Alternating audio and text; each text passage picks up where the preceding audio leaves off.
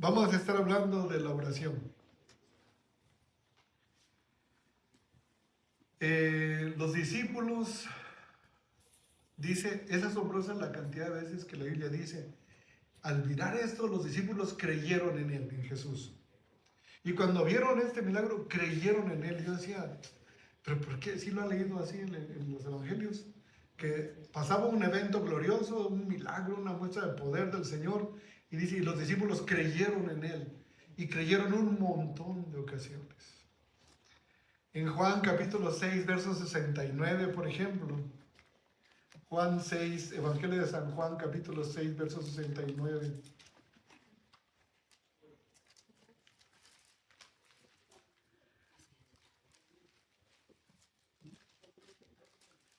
Dice que muchos discípulos de Cristo volvieron atrás y ya no andaban con él. Entonces Jesús les dijo a los 12, ¿quieren irse también ustedes? Y en el verso 68 Pedro le dijo, Señor, ¿a quién iremos? Tú tienes palabras de vida eterna y nosotros hemos creído y conocemos, sabemos, entendemos que tú eres el Cristo, el Hijo del Dios viviente. Ahí está una declaración de fe. Nosotros hemos creído que tú realmente vienes de Dios, que tú eres el Hijo del Dios viviente. Y eso significaba en el hebreo, reconocemos que tú eres Dios. Porque Jesús dijo, mi Padre y yo uno somos. Y dijo, sí creemos eso, creemos. Una declaración de fe. Aquí mismo en el capítulo 16 y en el verso 30.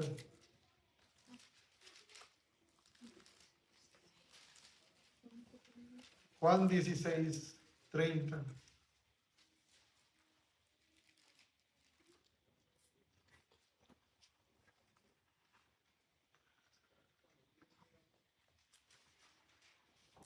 Dice, ahora entendemos que sabes todas las cosas y no necesitas que nadie te pregunte. Por esto creemos que has salido de Dios. Amén. Creemos que tú sabes todo y el único que sabe todo es Dios. Nosotros creemos que tú vienes de Dios. Son declaraciones nacidas de la convicción, pero quiero que pongan mucha atención en esto. En las bodas de Canaán, en Juan capítulo 2, ¿se acuerdan que Jesús transformó el agua en vino? Y el maestresala, cuando probó el vino, le dijo al novio, oye, qué bárbaro, siempre se sirve primero el mejor vino y después ya que están así, pues sirve el de menor calidad. Pero tú dejaste el mejor vino para el final, era el vino que Jesús había transformado. Y dice al final de ese pasaje, y los discípulos al ver esto creyeron en él. Con esos tres pasajes, aunque hay muchísimos más, podemos darnos cuenta que los discípulos creyeron en Jesús. La situación particular aquí es que creyeron porque lo estaban viendo. Miraron sus sandalias, sus pies, sus manos, sus ojos, su sonrisa, cómo comía, cómo partía el pan. Lo miraron, creyeron en él, como hombre que estaban viendo y por los milagros que hacía. Escúchame bien, creyeron en él. Pero cuando Jesús muere, no le creyeron a él. Porque se acuerda que les dijo, voy a resucitar y nos vemos en Galilea. Cuando el ángel se encuentra con la mujer en el sepulcro, le dijo, ve, ya no está aquí, no busques entre los muertos al que vive, resucitó. Dile a los discípulos, a tus hermanos, que allá se ven en Galilea. No habían quedado en eso. Pero los discípulos no se fueron a Galilea porque no le creyeron. Jesús dijo que iba a resucitar y tampoco le creyeron. Marcos capítulo 16. Evangelio de San Marcos capítulo 16.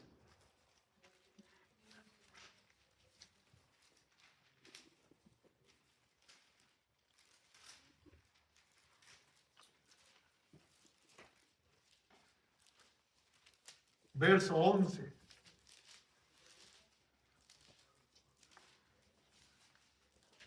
Llega María Magdalena corriendo con los discípulos y les dice, no está el Señor. No está el Señor en el sepulcro. Verso 11. Ellos cuando oyeron que vivía y que había sido visto por ella, por María Magdalena, no lo creyeron. ¿Por qué no lo creyeron? No les había dicho Jesús, es necesario que vaya y suba a Jerusalén y sufra de los judíos y de la gente, de los sacerdotes, y muera crucificado y que me levante al tercer día. ¿No les dijo eso? No, Pedro lo hizo a un lado y le dijo, Señor, no hagas eso. ¿Cómo que te van a crucificar? Y él dijo, pero no al tercer, me voy a levantar al tercer día. Nos vemos en Galilea. Y dice aquí la palabra, no creyeron. Verso 13. Se apareció a otros dos y en el verso 13 dice, ellos fueron y lo hicieron saber a los otros y ni aún a estos les creyeron. Al Cleofas y al otro que dijeron, iba con nosotros, caminó con nosotros, comió con nosotros, está vivo. Estás loco. No le creyeron. Y aquí hay una base, una premisa importante. Creer en Jesús es una de las cosas más simples. Pero creerle a Jesús es un acto que tiene que ver exclusivamente con la voluntad divina sobre nosotros. Hoy hay mucha gente que cree en Jesús. Esotéricos, místicos, psíquicos, invocan el nombre de Jesús, pero no le creen a Él. Si le creyeran a Él, no harían lo que están haciendo. Y lamentablemente, dentro del pueblo de Dios, somos muchos, si no es que la totalidad, que manifestamos creer en Cristo. Pero, y por ahí va a ir el tenor de la oración, pero a veces nuestra vida revela que realmente no le creemos. Creemos en Él, pero no le creemos a Él. ¿Sabe? Esta enseñanza, esta reflexión está dirigida a todos aquellos que son hijos de Dios, a los cristianos, que tienen a Dios en sus caminos y en sus pensamientos, pero no tienen a Dios en todos sus caminos ni en todos sus pensamientos, sino en algunos de ellos. Obedecemos en parte según nuestra conveniencia. Actuamos en parte según nuestra conveniencia y entonces somos cristianos. Pero no creemos ni actuamos en todas las situaciones de nuestra vida. Esto es tan terrible que Tomás, ¿sabía que Tomás vio caminar a Jesús en el mar? ¿Sabía que Tomás miró cuando Lázaro salió a la voz de Cristo? ¿Sabía que Tomás se dio cuenta, miró cuando levantó a esta niñita, Talita, que le dijo Talita Cumi, y la niña se levantó? Sin embargo, después de muerto dijo, si yo no lo veo, y si no veo sus manos traspasadas, y meto mi mano en su costado herido, no creeré. Y eran los que dijeron, oh, sí te creemos, tú eres. Ahí hay un sincretismo, una contradicción, pero quiero que meditemos en ello en base a nuestra propia vida. ¿Cómo estamos actuando? En Lucas capítulo 6, verso 12, hay un verso que es muy confrontador, la verdad. Es la palabra, confronta. Lucas 6, capítulo 12. En aquellos días, Él, ¿quién? Cristo, fue al monte a orar y pasó la noche orando a Dios. ¿Cómo cuánto oró? Toda la noche. ¿Le gusta de 8 a 6? ¿De 8 de la noche a 6 de la mañana? Bueno, de 8 a 4, vamos a dejarlo así. 8 horas platicando con Dios. El Hijo del Dios viviente, el hombre nacido de la simiente divina, el Todopoderoso con cuerpo humano, aquel que caminó sobre las aguas, que abrió los ojos de los ciegos, que le puso mano a los mancos, se hizo andar a los cojos, estuvo orando toda la noche al Padre, porque al día siguiente iba a escoger a 12 personas a quienes iba a encargar el glorioso ministerio de llevar el evangelio de salvación a la humanidad. No se atrevió a hacer algo sin antes platicar lo suficiente con su Padre. En 8 horas. ¿Qué te parece media hora de oración aquí antes del servicio? ¿Es mucho, va? ¿No? Él estuvo toda la noche orando. No se atrevió a dar paso sin antes consultar con su Padre. Antes de levantar a Lázaro, ¿con quién cree que consultó? Lázaro tenía 4 días de muerto. Padre, te doy gracias porque me has oído. ¿Cómo es que lo oyó? Su oración. Jesús vivió una vida de oración. No era pues extraño que ese hombre llamado Jesús tuviera tantas manifestaciones gloriosas de la presencia y del poder de Dios en su caminar diario. No eran ejercicios, era una vida de oración. No tenía una hora determinada. Usted le encuentra a Jesús orando en la tarde, en la noche, a la hora de la comida. Todo el tiempo era una vida de oración. Si él, el Mesías, el ungido, el Todopoderoso, pasó toda la noche orando por un aspecto de elección de personas para un ministerio, eso a mí me habla que todas las áreas de su vida estaban bañadas de oración. Esto nos enseña a nosotros, o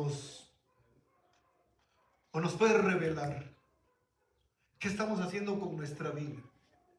Porque Él es Hijo de Dios. ¿Y nosotros qué somos? Los que hemos creído, hijos de Dios. Él consultó al Padre antes de escoger discípulos. Y nosotros, para hacer algo, oramos siempre a Dios. No está hablando de una actitud mística, de que no puedo salir por esa puerta hasta que Dios me autorice. No. Decisiones. Por ejemplo, ¿con quién me voy a casar? ¿Es motivo de oración? O escuchamos más bien, no, es muy buen muchacho, es una buena chica, es muy honesta y está oyendo la voz de las personas. Pero eso no importa. ¿Cuántos fraudes han pasado? ¿Cuántos engaños ha habido frente a eso? Cuando lo único que valdría la pena sería escuchar la voz de Dios. Amén. ¿Qué estudio? ¿Hay oraciones para eso? ¿Qué quiero para mis hijos? ¿Cómo quiero mi matrimonio? Ahí están las filas de matrimonios, hombres o mujeres fracasando en pos de psicólogos y terapeutas para ver si les ayudan a arreglar su matrimonio. ¿Quién puede arreglar el matrimonio si el que lo creó? Amén. Todo esto nos lleva a pensar que nuestra vida depende totalmente de Dios. Bueno, eso dice la Escritura. Pero yo, para conseguir un dentista, un médico, un mecánico, le confieso, no oro. Sabía que un problema de mi boca puede causarme la muerte, pero no oro porque, no, pues es que ya me platicaron que esa dentista es lo máximo y va uno confiado en las opiniones y recomendaciones de los demás. No, es que este médico es, no, cuidado, es una eminencia. No estamos menospreciando a la ciencia ni quienes la practican. Lo que estamos diciendo es que nuestra vida debe de depender de Dios en todos los aspectos, amén, no en algunos. Mire, cuando hay alguien enfermo gravemente en casa, la tendencia siempre es buscar al médico indicado, de preferencia con buenas credenciales y con una fama de lo mejor. Y después oramos a Dios. ¿O no? Generalmente acudimos primero y después oramos. Y Jesús, antes de hacerlo, estaba orando. En consecuencia, podemos sacar una enseñanza de aquella mujer en el Evangelio de San Marcos. Dice la palabra que tenía 12 años, otra versión dice que son 14, con un flujo de sangre, un sangrado diario. Esa mujer estaba viva de milagro. Y había gastado todo lo que tenía en médicos. Es que fíjate que en Caná hay un médico, no, cuidado, y allá va aquella mujer a Caná. No, en Belén está el médico fulano, ha levantado hasta mujeres en peor condición que tú. Allá va y gaste, y gaste, y gaste, y dice la palabra que no lo había aprovechado, que antes le iba peor. Y Jesús andaba caminando allá, en las comunidades de Israel, sanando enfermos, echando fuera demonios, y esta mujer visitando médicos. Hasta que se acabó el dinero que tenía, mucho o poco se lo acabó. Y entonces se acordó de uno cuya fama estaba recorriendo todo Israel. Y fue y dijo, si solamente tocara el borde de su manto, seré sana. Y eso sucedió.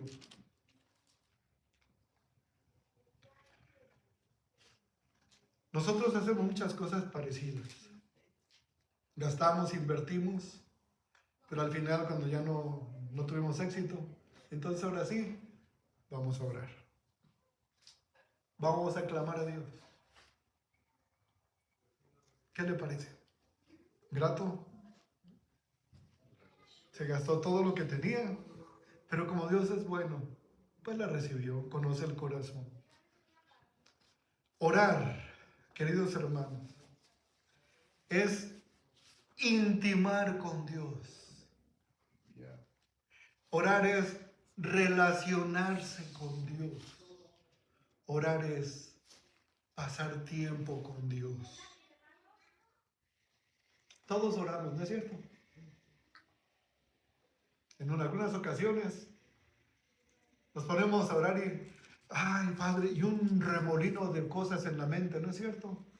Es que se me revuelve la mezcla y el cemento con la oración, se me revuelven los frijoles con el aceite con la oración, se me revuelve el problema de mis hijos, y traemos un laberinto, un remolino de ideas y de palabras, de manera tal que la oración se convierte en bueno, ya cumplí, ya oré, y ahí nos vemos porque si no, pierdo el trabajo o X.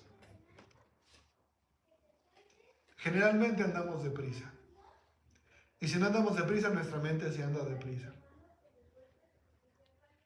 ¿Cómo podríamos nosotros intimar con alguien si no tenemos tiempo? ¿Cuánto tiempo platicábamos Raquel y yo cuando andábamos noviando? No lo voy a exagerar. Alguna vez platicamos, yo creo que unas 7 horas. Y plática y plática. Empezamos a intimar, me conoció, le empecé a conocer. ¿Sabe en qué terminó esto? En intimidad.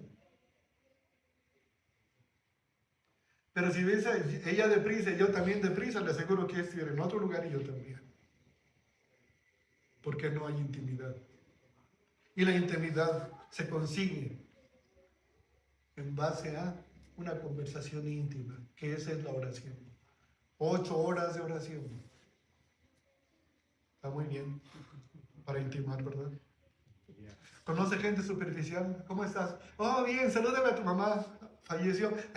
Qué bueno que la saludas. Ni caso te hacen en lo que les dices. Gente superficial. Pero ¿qué tal si, oye, salúdame a tu mamá? Fíjate que se va. Ay, no me digas eso. Un abrazo, un beso, cuánto lo siento. Y se queda contigo 2 horas, llora contigo. Saca 20 pesos o lo que sea. ¿Qué, hermano? No tengo más, pero quiero que sepas que me quebraste el corazón. Esa es una oración. Cuando hay intimidad, cuando hay compromiso, cuando hay anhelo. ¿Y sabe por qué en nosotros, y hablo de la generalidad de la iglesia, sabe por qué hay poca oración? O por favor desmiéntame, si hay poca oración, no hay mucha oración. ¿La podemos contar por minutos o por horas? Qué bueno. Pero ya cuando oré 30 minutos, oye, qué bárbaro. Y nuestra carne aborrece con todas sus entrañas la oración. Duelen las rodillas, está uno hincado, empieza a doler la espalda y empiezan a llegar pensamientos y empiezan a... Horas de oración. ¿Saben por qué hay poca oración en la generalidad del pueblo de Dios? Porque no hay pasión por Cristo. No hay pasión. ¿Sabía que el sacrificio de Jesús y su vida se le conoce como la pasión de Cristo? Duró 3 años y medio, día y noche, un hombre de oración.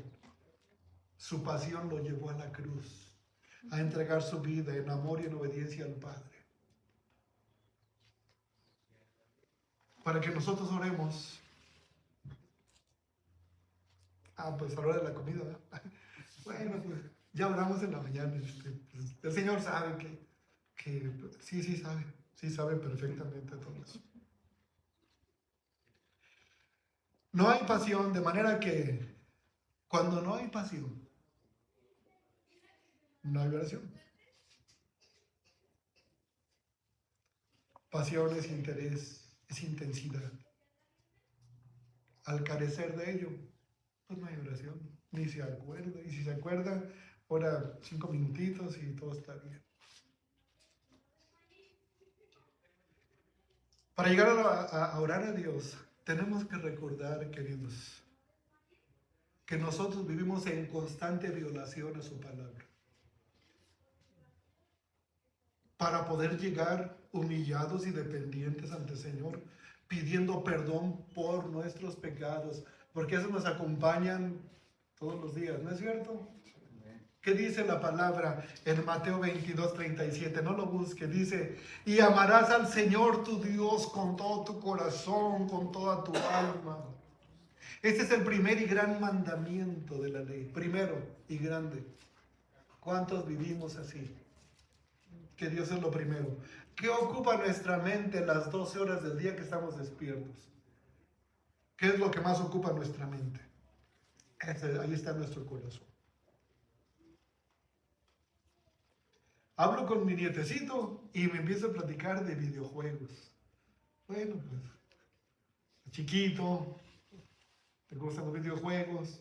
A veces me platica de cosas que ve en la iglesia también. Pero, ¿y los adultos que conscientemente vivimos? ¿En qué estamos pensando la mayor parte del tiempo de nuestros días? Por eso le digo, este mensaje está dirigido a cristianos que tienen a Dios en sus pensamientos, pero no en todos sus pensamientos. Que tienen a Dios en sus caminos, pero no en todos sus caminos. Mire, hubo un hombre llamado Jacob. Está en Génesis capítulo 29, no lo busquen. Génesis capítulo 29 por el verso 20. Que se enamoró de Raquel. Y le dijo al papá de Raquel, oye, a mí me gusta tu hija, me quiero casar con ella. Ah, magnífico. Trabaja 7 años. Dice que trabajó 7 años y se le hicieron poquitos porque la amaban. Y que lo engañan y que le dan a la otra, a Lea. Y le dijo, ¿por qué me hiciste esto? Yo lo que quiero es a Raquel. No, pues trabajo otros 7 años. Trabajó otros 7 y otros 7. Porque la amaba. Eso se llama pasión. Un amor serio, estable, comprometido. Y hablando de compromisos, ¿qué tan comprometidos estamos con Dios? La oración, al llegar a Dios así, Padre, yo no tengo ningún derecho de presentarme delante de ti. Haga eso con todo su corazón y luego me platica lo que pasó. Se va a quebrar delante de la presencia de Dios.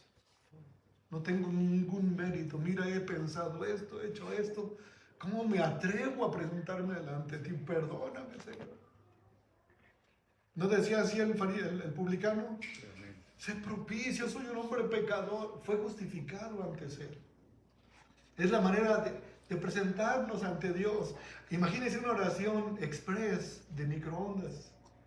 Señor, gracias porque desperté, me voy al trabajo, nos vemos. Gracias, Señor, en el nombre de Cristo. Vámonos. No, eso no es una oración. Sí es una conversación, pero en ningún momento es una oración bíblica. Porque la oración bíblica nos habla de pasión.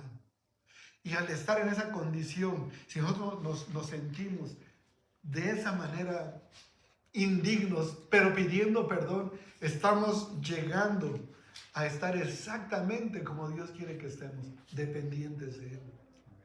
Vengo a ti no porque me lo merezca, vengo a ti porque te necesito, Señor. Perdóname.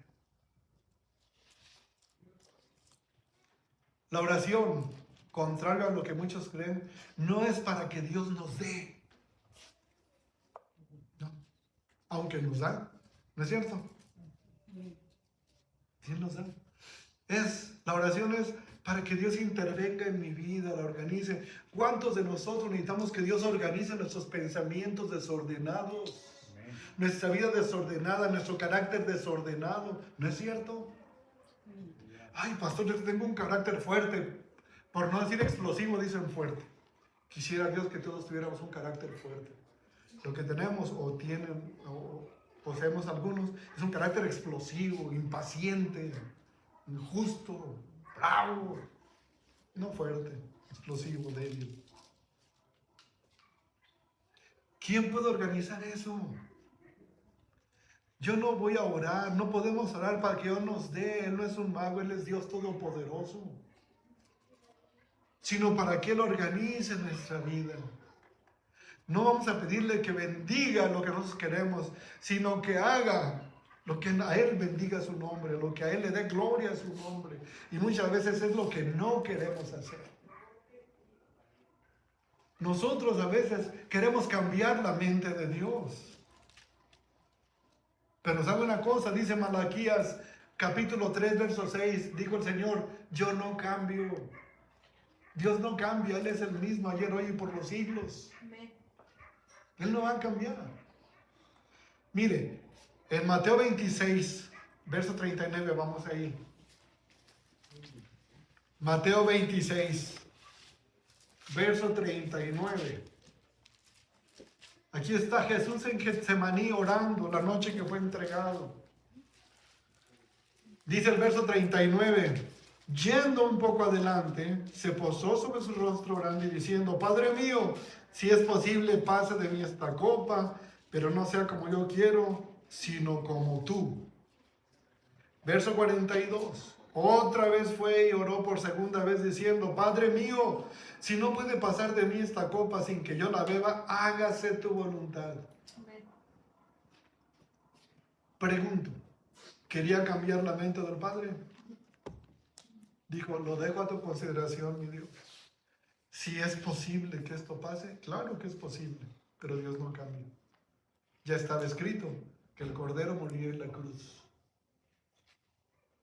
Y aunque clamó al Padre, si es posible, pero que se haga tu voluntad. ¿Y cuál fue su voluntad? Que muriera crucificado. Dios no cambia. No vamos nosotros a ser quienes cambien la mente de Dios. Lo que Él diga, eso va a hacer. Y la oración es la única manera de conocer por la oración y por la palabra cuál es la mente de Dios. Nuestra humillación, nuestra pasión por Cristo, ¿sabe lo que nos hace? Ir y postrarnos ante Él. ¿Se acuerda aquella mujer pecadora que llegó con un alabastro? Ella sabía que era pecadora. Ella sabía que no era digna. No llegó de frente, llegó de espaldas. No llegó exhibiendo, llegó humillada, llorando. Y quebró el alabastro de perfume de nardo puro y lo derramó a los pies de Cristo Jesús. Esa es la posición. esa.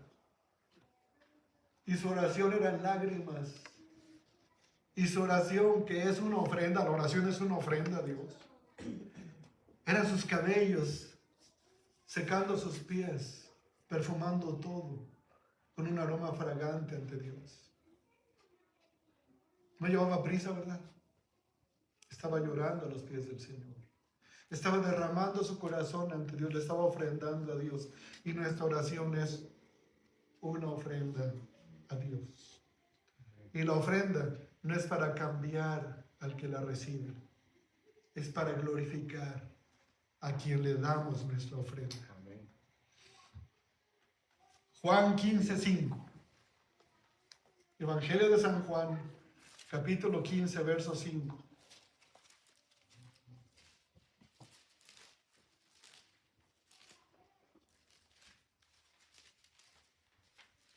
Dijo el Señor Jesús: yo soy la vid verdadera, vosotros los pámpanos. El que permanece en mí y yo en él, éste lleva mucho fruto, porque separados de mí, nada podéis hacer. ¿Y sabe qué implica la palabra nada? Nada.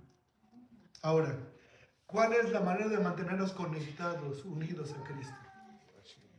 A través de la oración. A través de la oración. Y eso nos mantiene apasionados por Él. ¿Sabe que yo he visto gente apasionada en las congregaciones, apasionadas por el cantante fulano? No, él es un siervo de Dios y ha tocado multitudes. Eso no es pasión por Cristo.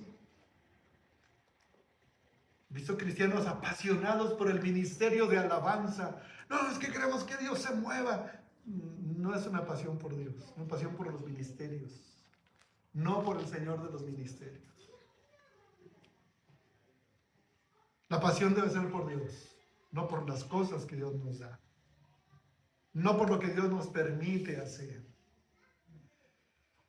En consecuencia, sin oración no podemos hacer nada, porque separados de mí, ¿qué dicen? No puedes hacer. ¿Le parece bueno que un estudiante en el examen o antes, 5 minutos antes, ore a Dios?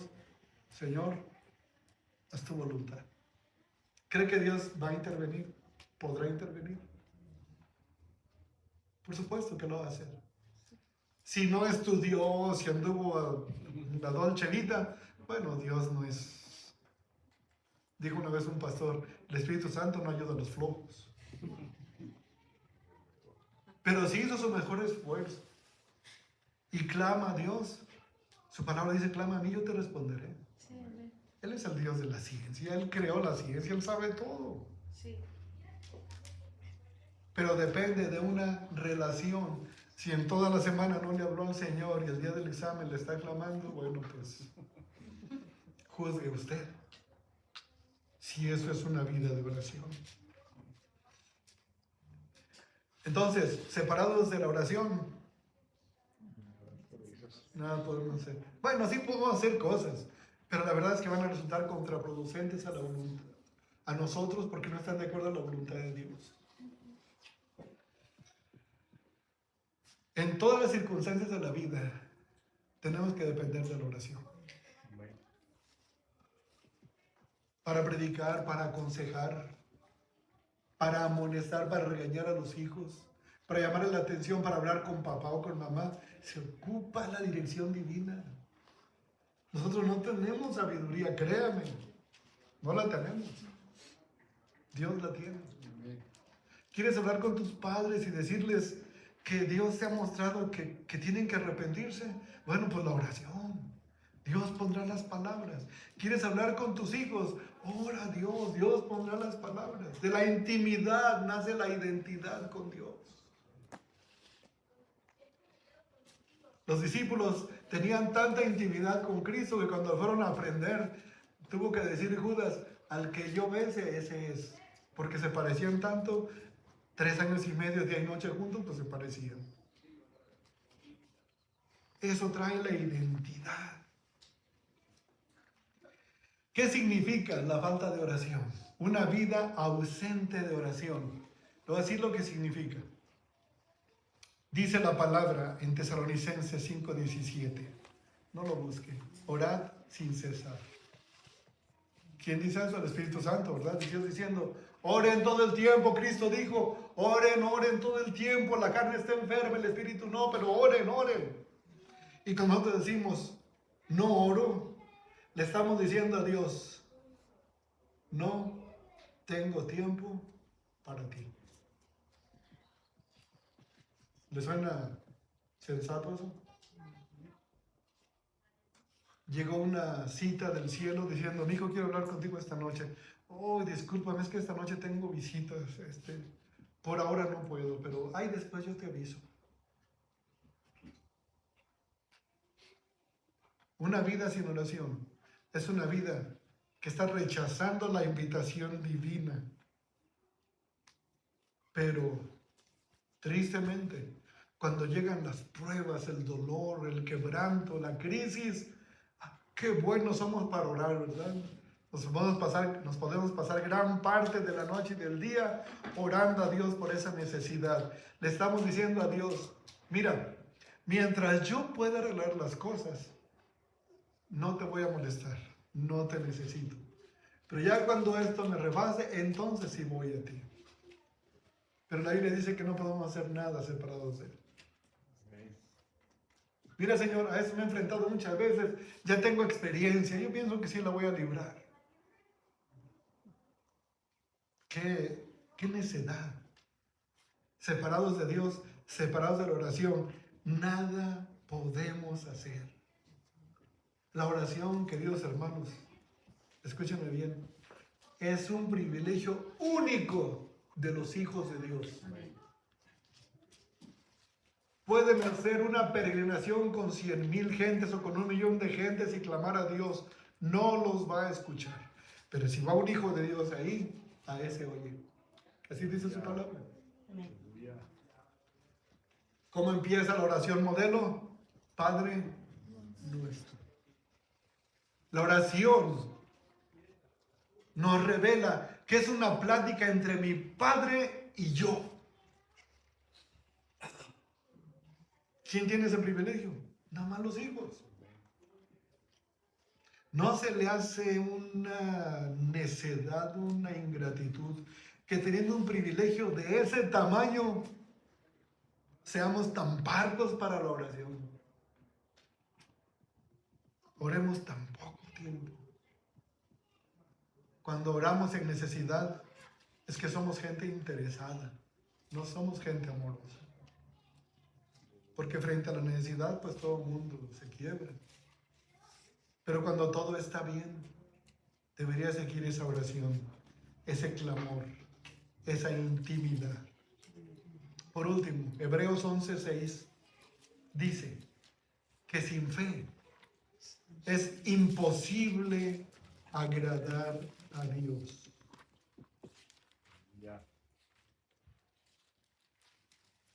¿Y qué es la fe? Hebreos, vamos a leer Hebreos.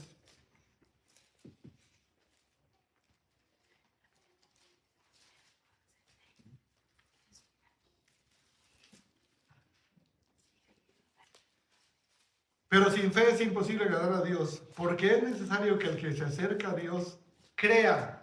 ¿Qué es creer? Tener fe.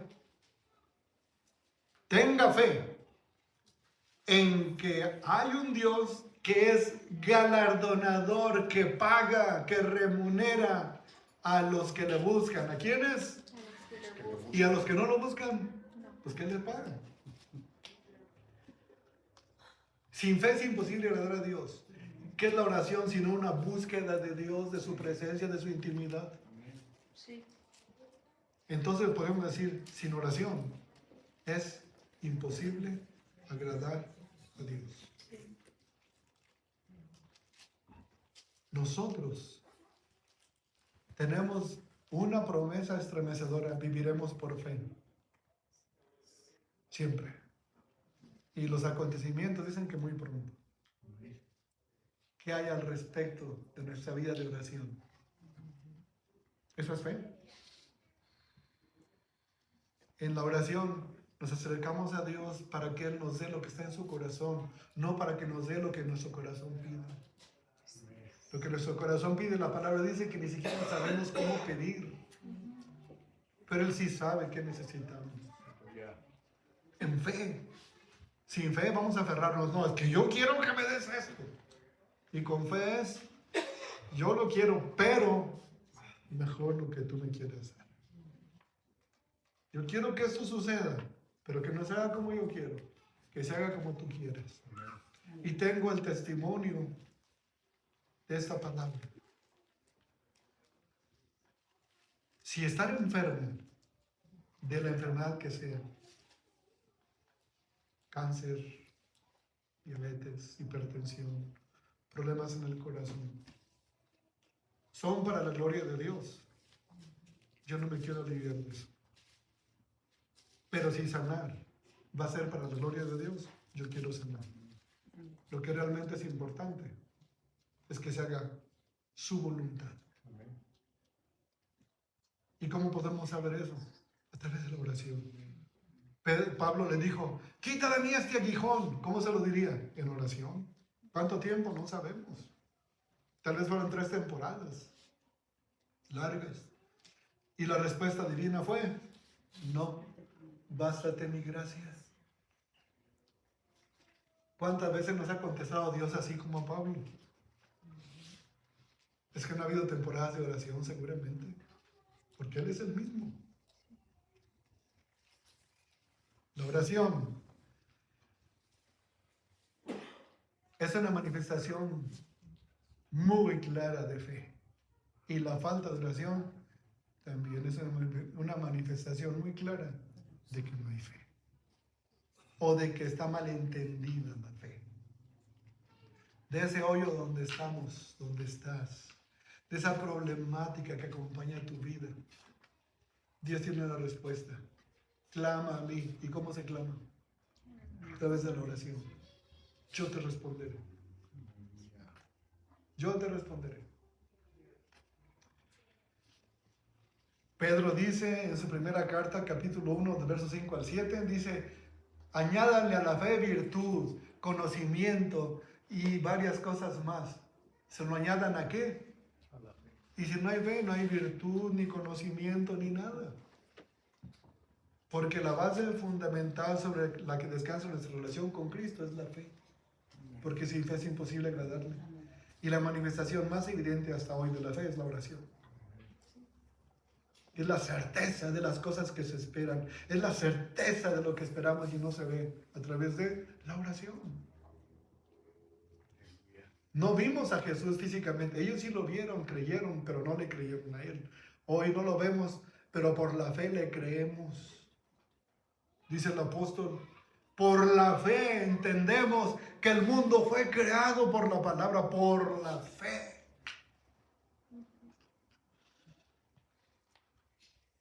Esto ha afectado de alguna manera mi vida.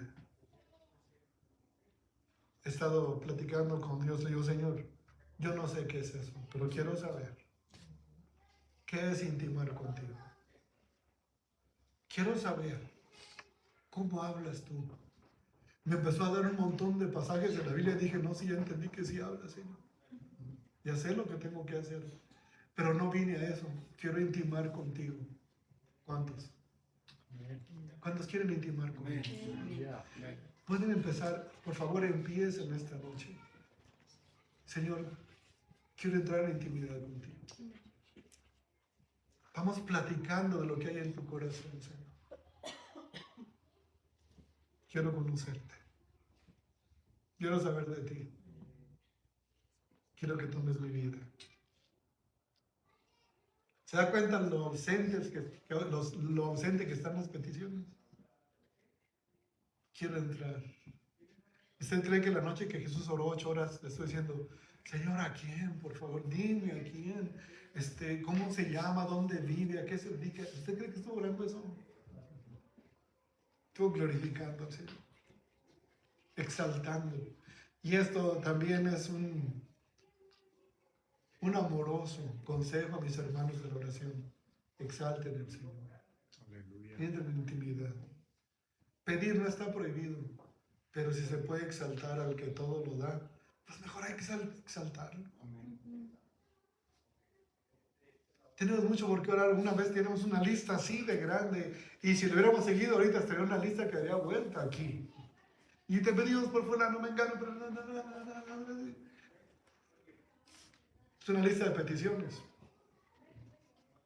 Pero cuando hay pasión no hay peticiones. Hay deleite en estar en la intimidad. ¿Verdad que tenemos muchos motivos para exaltar su nombre? Decía la oración de mi hermana, su grandeza, las estrellas, el mar. Hay tanto que meditar de su grandeza, exaltarlo, intimando con él.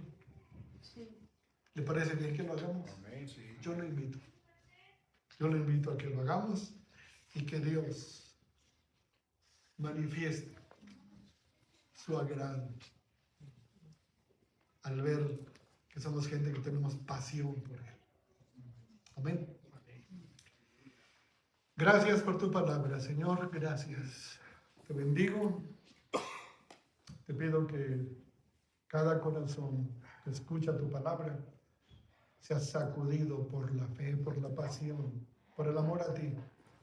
Y busquemos, como dice la mujer de los cantares, salí en busca de mi amado, aquel que ama mi alma. Y no descansé hasta encontrarlo.